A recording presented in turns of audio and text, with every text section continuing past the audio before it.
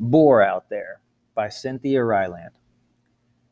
Everyone in Glenmorgan knew there was a wild boar in the woods over by the Miller farm. The boar was out beyond the splintery rail fence and past the old black Dodge that somehow had ended up in the woods and was missing most of its parts. Jenny would hook her chin over the top rail of the fence, twirl a long green blade of grass in her teeth, and whisper, "Boar out there." And there were times she was sure she heard him. She imagined him running heavily through the trees, ignoring the sharp thorns and briars that raked his back and sprang away trembling. She thought he might have a golden horn on his terrible head. The boar would run deep into the woods, then rise up on his rear hooves, throw his head towards the stars, and cry a long, clear, sure note into the air. The note would glide through the night and spear the heart of the moon. The boar had no fear of the moon, Jenny knew, as she lay in bed listening. One hot summer day, she went to find the boar.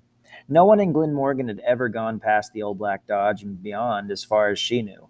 But the boar was there somewhere, between those awful trees, and his dark green eyes waited for someone.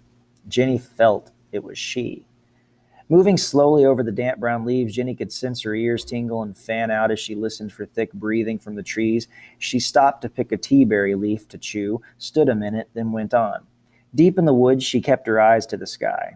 She needed to be reminded that there was a world above and apart from the trees, a world of space and air that didn't linger all about her, didn't press deep into her skin as forest air did.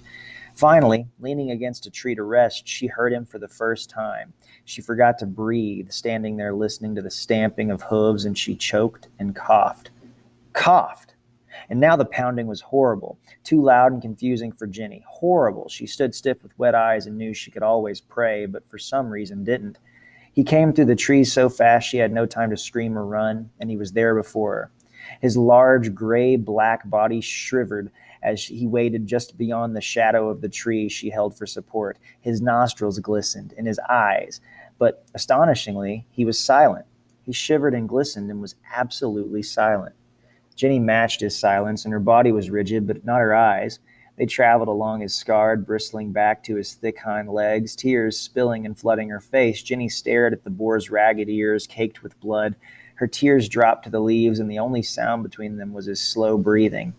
Then the boar snorted and jerked, but Jenny did not move. High in the trees, a blue jay yelled, and suddenly it was over. Jenny stood like a rock as the boar wildly flung his head and in terror bolted past her. Past her. And now, since that summer, Jenny still hooks her chin over the old rail fence, and she still whispers, "Boar out there." But when she leans on the fence, looking into the trees, her eyes are full, and she leaves wet patches on the splintery wood. She's sorry for the torn ears of the boar, and sorry that he has no golden horn. But mostly she's sorry that he lives in fear of blue jays and little girls, when everyone in Glenmorgan lives in fear of him.